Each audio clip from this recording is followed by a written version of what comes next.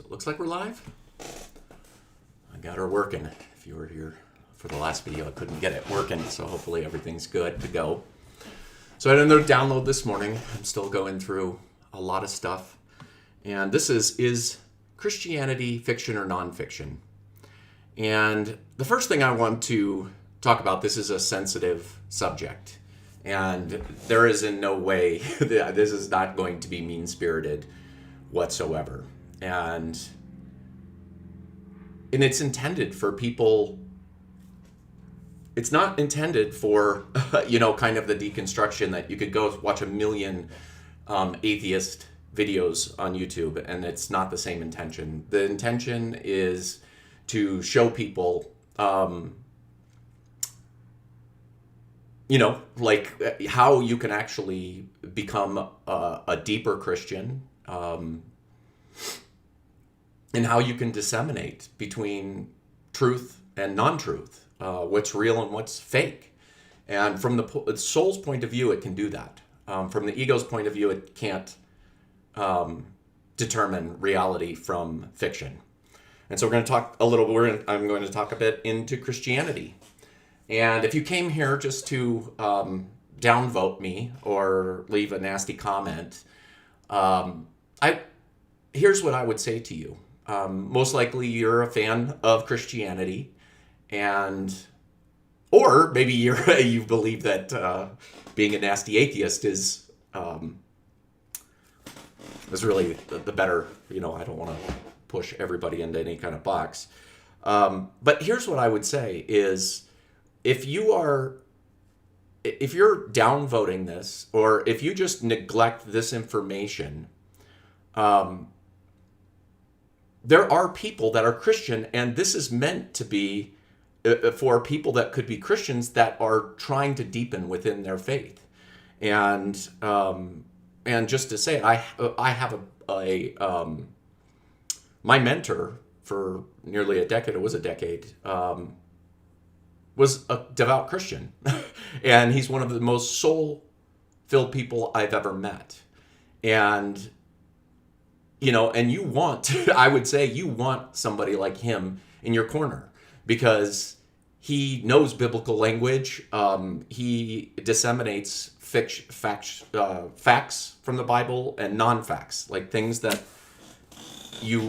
can't be true. It literally cannot be true. And I'm just going to talk about one of those things in here. So I would just caution you as you go about trying to gatekeep and, watch out what you might be destroying, or trying to destroy, because it actually might be something that could be beautiful and helpful for you. If you are just, and I would just recommend, if you just believe that everything in your Bible, the one that you picked, is correct, I don't recommend this video. Because I'm going to talk about the fact that the Bible cannot literally be all nonfiction. It has to be fiction. Like, there is absolutely no way that it isn't. Unless you just get lucky and you pick up the right copy of the Bible, whatever that would be, because nobody would know what that is. There are people that think that they do, but that would be, somebody putting their own thought process on something outside of themselves, bending the world to make it fit the way they want. So here's the reason why it absolutely 100% has to be partly fiction. If you studied language at all, and you understand the nuance between words, and when it is translated, that the meaning changes. And so when people hold their Bible as being sacred, and they believe that that's the Word of God, that every single symbol in there is exactly what God wanted you to know, well, then why did God create, how many ever versions of the Bible? Because there are, and there's nuance between the words. And you read one Bible and one passage, and the person that created that, the translation from one language to another language, from biblical language into this language, has to take some kind of biased understanding of what they're reading in order to come up with a translation. So what you are getting is not God's word perfectly, because you don't know if you pick up, whatever else. So it has to be. So how do we deal with that? How do we deal? I would say let's say, because this video isn't about destroying Christianity, even though I am an advocate now for leaving or not believing that. I used to believe that Christianity and religions actually served a good purpose, and they do on one level. On the level in that it holds together some peace, it holds together some version of morality, it brings some good into it, but it isn't producing amazing people. Like my mentor is probably one of the most heart-filled people. He's one of those people that the difference between, because you can literally feel him. You feel his heart open. In fact, I took a guest to one of his lectures, and she was really rattled after the first session. And I hadn't pre-screened her. I just told him that this is my mentor. And so I asked her afterwards, and I said, well, what was it? Why were you rattled? And she said, because that man emanates so much beautiful energy. It's overwhelming to me. I'm so attuned to energy. And the thing is that I already knew that. And it's very interesting because you don't just feel it from him. It resonates with the people that follow him. And so he's really, like, when I look at it, it's like, if there's going to be a Christian, I would love to see tons of Christians like him. And if anybody was a Christian, he'd be the one that you'd want to be around, because that kind of energy, that kind of heart comes from somebody that can disseminate true from fiction, from nonfiction, and to live in a heart space and beam. And so why would I just advocate? Because what I want is, I believe that we don't just need to get along. I mean, we don't need just to have like safety tethers to make the world work. Like, if people start to look at Christianity from a position of an archetypal position of Christianity versus a stereotyping kind of Christianity, like it would change the world. But the Christian foundation is so already adamant on picking up the Bible and believing, the vast majority just believe that whatever Bible they've picked up, whatever version they picked up, is correct. So what is the difference between an archetypal and a stereotyped kind of Christian? And I would say that, in fact, my mentor actually started by, and that was so hard about my mentor, is he was quoting the Bible just as much as he was quoting all of these other religions and philosophies, and then bringing and melding all of them together. And that's because he could see everything from an archetypal position, whereas the ego needs to create fantasy. It needs to create an illusion and for us to believe in. And so what's the difference between an archetypal way to look at the Bible and a stereotypical way? So what's the difference? You've got archetypes, which are simply patterns of behavior, okay? And it's just a pattern of behavior. Disney is great at archetypes. The reason that we like Disney movies so much is because their formula is to write to archetypes, popular archetypes that make us feel.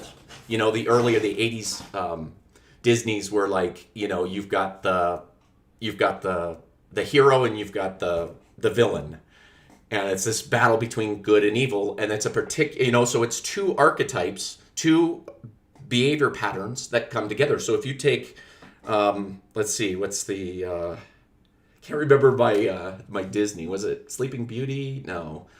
That was with the little short people. What was the one with Mirror Mirror on the Wall? Whatever that one is. Oh no, here's one. Cruella de Vil and the 101 Dalmatians. So Cruella de Vil, if you just take off, so what you know is there's a pattern of behavior, but we know that pattern of behavior personally by the name of Cruella de Vil. And we understand her symbolically by her look. You know, they've obviously made her archetypal look scary and to fit visually with the archetype that she's playing out. But if you were to take, so that's personalized. That's Cruella de Vil. But if we were to just take Cruella de Vil and the label of Cruella de Vil off and just analyzed the pattern of behavior, then you could take that pattern of behavior and you could place it anywhere, you know, where that pattern of behavior exists. It could be on a guy named Mark Smith. Sorry, Mark Smith, if I just put you under the bus. Oh, that just came to me. But you could put it there and disseminate, whether it's just, you know, then it's not personal. So it's not fantasy. It's just this pattern of behavior. It's like, you know, a tree. It's the same thing. A tree's a tree. But once we call it an oak tree, and then we start making value judgments and saying, well, I really don't like oak trees. I like maple trees. That is stereotyping. That's when we start to put our own spin on good and bad and moral decisions. And that's when we begin to stereotype. That's when we start to take the world and bend it to fit what we want to believe the world to be. So the point of this, or what actually came up for me, was that from the soul's position, when you are in a position of calling yourself I am, and you don't need anything beyond I am, like here is a good one. You know, I am a Christian. If you are dependent on that label, that is an egoic label. That is just a made up concept.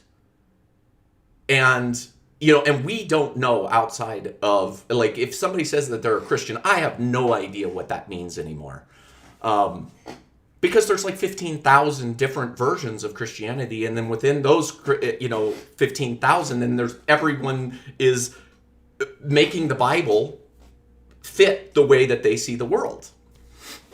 So we don't know. So my mentor called himself a Christian, and for a long time it really bothered me because I couldn't understand how somebody was so labelless can be a Christian, like call themselves a Christian. Because to me, going through my stage of not understanding, this was a long time ago, I just saw the shadow side of Christianity. And I couldn't understand why my mentor would want to label himself under that label. And so this is what I know about it, and this is what I learned about it. So there's a great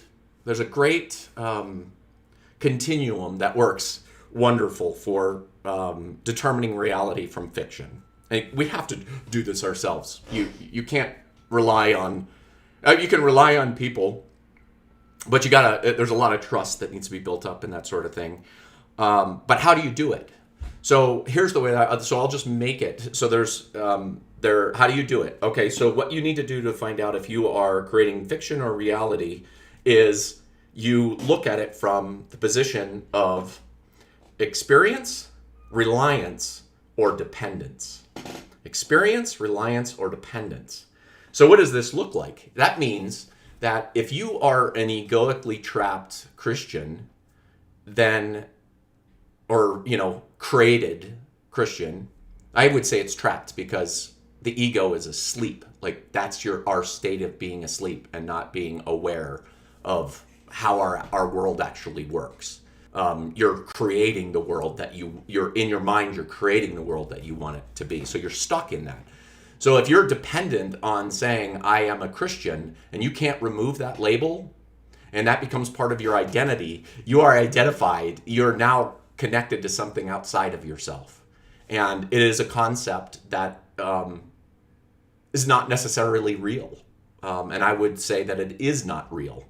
Because you can't, like the minute that you say you're a Christian, you're your own kind of Christian. Because there's everybody like is a different kind of Christian.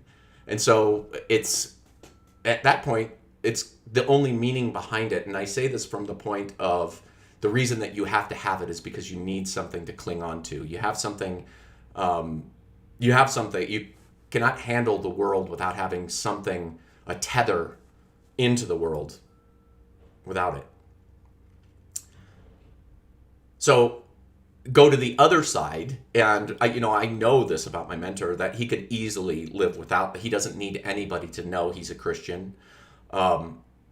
His Christianity is personal to himself, and the way that he disseminates fact from fiction is through archetypal understanding. He understands which archetypes play out, and how they play out, and then he's learned to pull himself away and become a soul under the label of being a Christian. Whew. That was a lot, and I'll be interested to see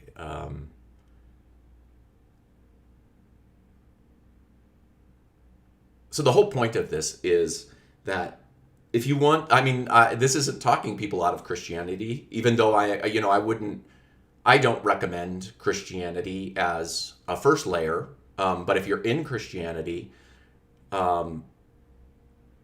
it's an incredible, oh my gosh, I had a decade of being taught by a man who read biblical languages and could disseminate better understanding of what the Bible says. And it's so deep. It is so deeply powerful. There's so much beauty within the Bible. But saying like things like homosexuality is an abomination. You're just basically cherry picking the Bible, and you're saying, okay, this is true, but yeah, we're not going to throw stones at people anymore. But if you look at the Bible, that's what the Bible says. There's really horrible archetypal instructions from God, and if you really truly are connected to the universe, that's what it is.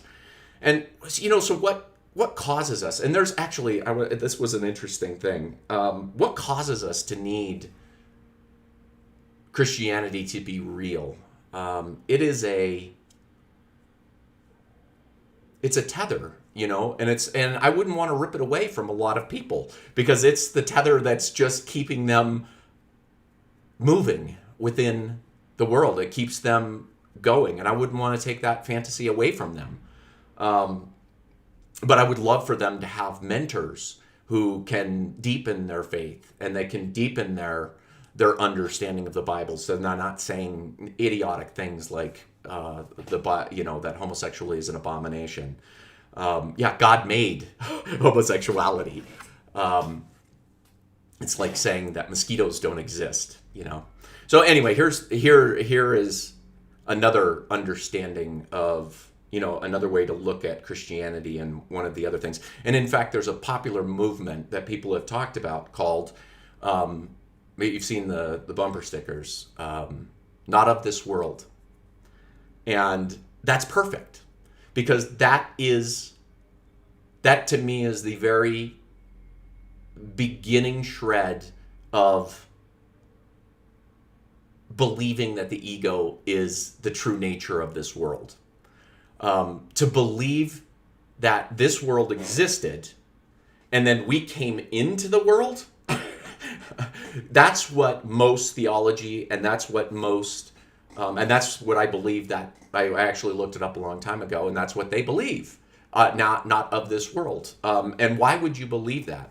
Well, it's really nice because it allows you to be narcissistic, meaning that you came into this environment to be top dog. You came in to destroy and conquer, to make the world fit the image that you wanted it to fit an image. So it's great narcissistically. It's a great justification for narcissism. Thinking of self before others, or that's exactly what it is in relationship with nature. It's like, believing that that you belong more than a mosquito belongs, when in fact the soul knows that we came from this world.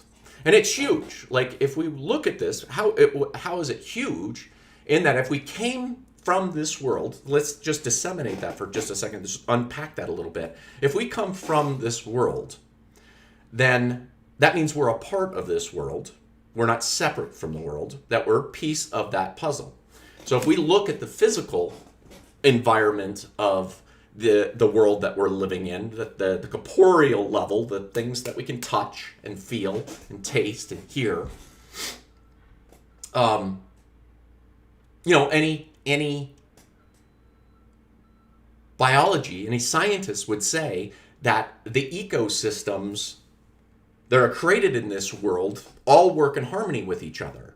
They work interdependently with each other. And what does that mean? It means that that everything needs a piece in some way, or and things just come in and out of existence.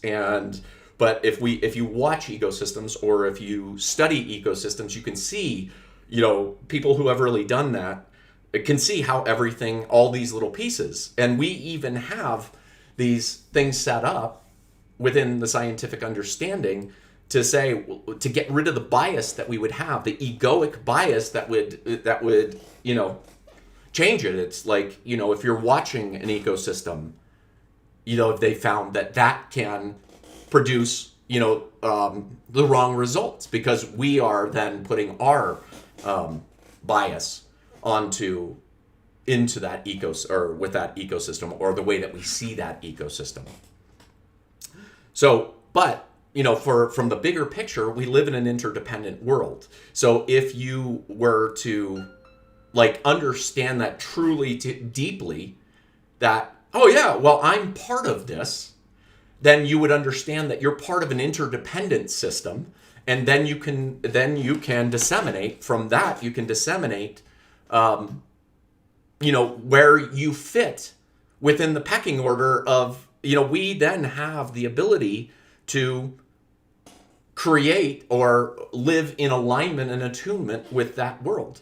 And that is what I would say separates us, or at least likely separates us from the consciousness of other living beings and our own consciousness, is that we have this ability to bend the world to try to make it fit the way that we see it.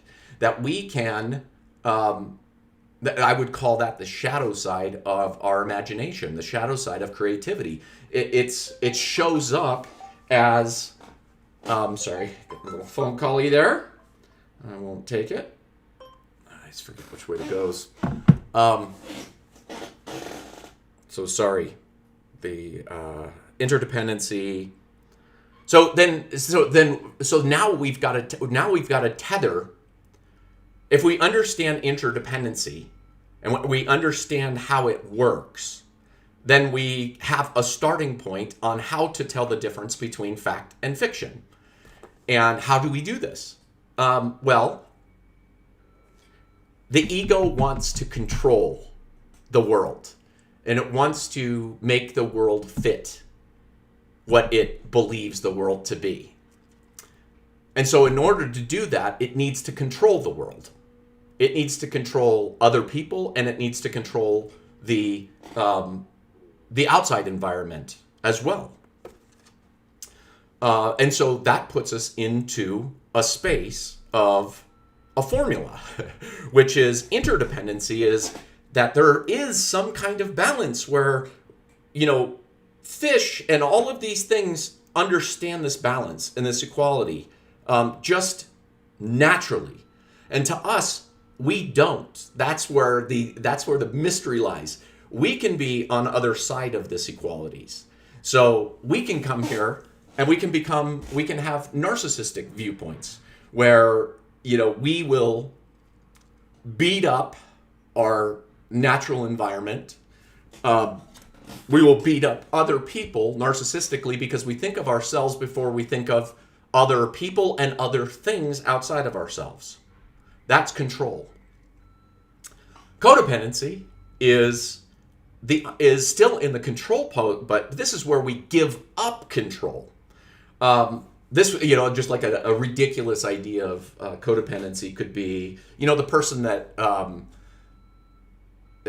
like, I don't know, just let's make up a ridiculous, that is living in a house and they come home and there's a nest of scorpions and they're like, I can't kill any living thing, and so I will just move to somewhere else because I need to let the scorpions. Like, there's some kind of balance between how we interact with the world. We have to kill in order to survive. And now I just brought in veganism versus, do we eat animals or do we eat plants? No matter what, we have to deal with the fact that we are going to end life in order for us to survive. So if we look out into nature, we can see how nature works, and then we can disseminate within ourselves. And that's the thing that's really hard, is that you have to do the work yourself. You can't go to like a minister and say, just tell me how all of this works. That isn't how it works. And I would never do that. Like, there's no way that I could. That's ridiculous. That's just saying, I have just here's how you should look at the world. No, you figure it out yourself, and we have the tools to do it. We've got a mind, we've got a heart, and we've got a gut. These are literally sensory input devices, meaning that they sense and they provide data for us. The thing is that when we live in an egoic state, we live from here. And that's a really good example of, just a preacher that gets up and says, this is the way it is. And you have, in order to be a good person, you do A, B, C, and D, and D. I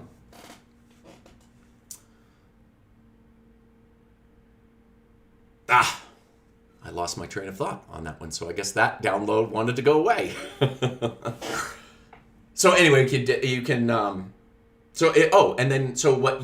what we would do, what you need to do internally, individually, is understand when you're bullshitting yourself. You have, there's lots of different tools, just using that barometer, this great barometer that says experience, reliance, and dependence. If you're dependent on things, you're most likely not living in harmony with the universe. Because you're dependent on some kind of label outside of yourself. Oh, this is right. Okay, so yes. So this is the ego. The ego works from the mind. And that's why, like, preachers or mentors or people that are espousing truth that is unreal, that is fiction, that is just telling the story that they want you to believe, they will always hit you here. And they will keep hitting you here. And they will hit you here, hit you here. What do you think, like, cable news is about?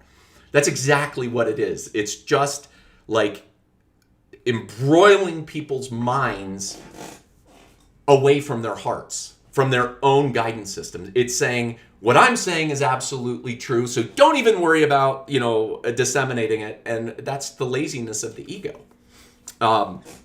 Opinion cable news. And so that's a perfect example. It is not a popular notion, and people that are living the narcissistic and the control paradigm realities don't want us to believe that there's some existence or that we have tools in order to disseminate between fiction and reality.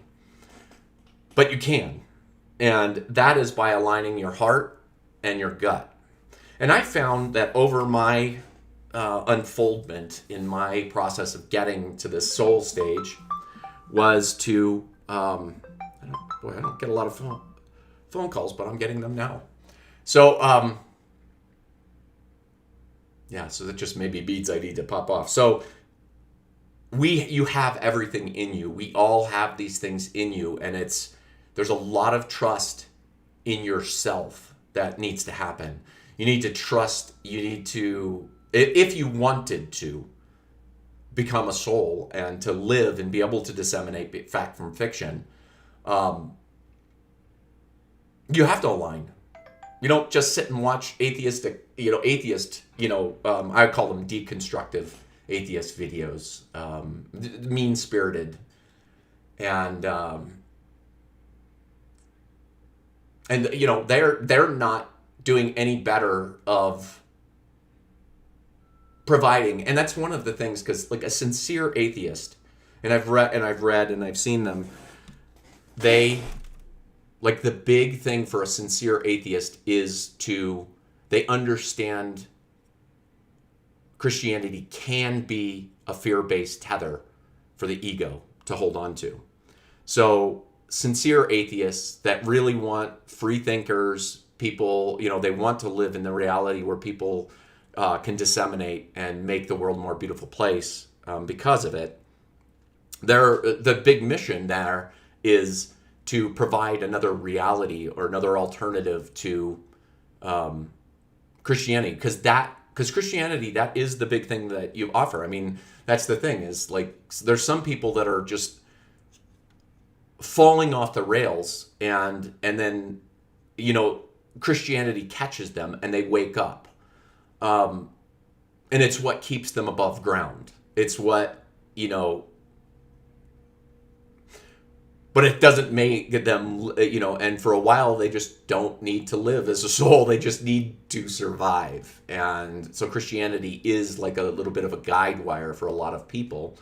But someday we will, we'll create something. And that's what I believe all of my videos are about, is creating content that shows that there's other ways to see this world and to live and be and perceive this world. So I'm going to leave it with that, and I hope you have a wonderful day. And again, if you guys have any questions, comments, concerns, I'm about learning. I'm not about straw manning. I'm about steel manning.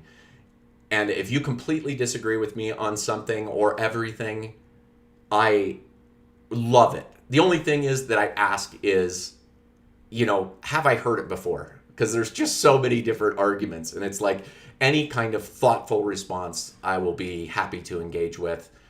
Just a typical "you're wrong," it's not, that doesn't do anything, and that's kind of basically saying, that you are, to me, that you're saying I want to live in my little fantasy world, and I'm okay with that. Like, I'm not going to try to pull you out of your fantasy world. My videos are made for people that are looking for getting pulled into reality, where they feel like a connection with everything. They're enough attuned, because those are the signs that there is something different than what we're being told, because the mass understanding of the world, or the mass, the massive, like, we are tilted to the point of believing that we came into this world and that we came to dominate. But people do come online at different times all over, and they go, that doesn't feel right. Like, I've just had people say, I was walking down it and I just had this connection with a tree, and I felt it. And it's like, that's a sign. Yes, you are connected to this outside universe. You're not just this alien that came in to just bang around and beat the hell out of the world and dominate it. That you came to enjoy it. This is, if you believe in God, that's what you realize from the soul, is you came to just enjoy this. From the ego, most of the time, you came to be good, to live in a dualistic world. And but from the soul doesn't limit to duality, good and evil. The only thing that exists is good and evil. It's just the most popular story that's been told. And that's why most humans on Earth believe that. because it's a story that we like to tell. Because it allows us then to create things that, aren't in harmony with the world. It makes, and not have to think about that aspect of it. We can just justify any kind of action we want. Yeah. So I'm going to leave it there. Love you. Again, questions, comments, concerns. I'm all about it.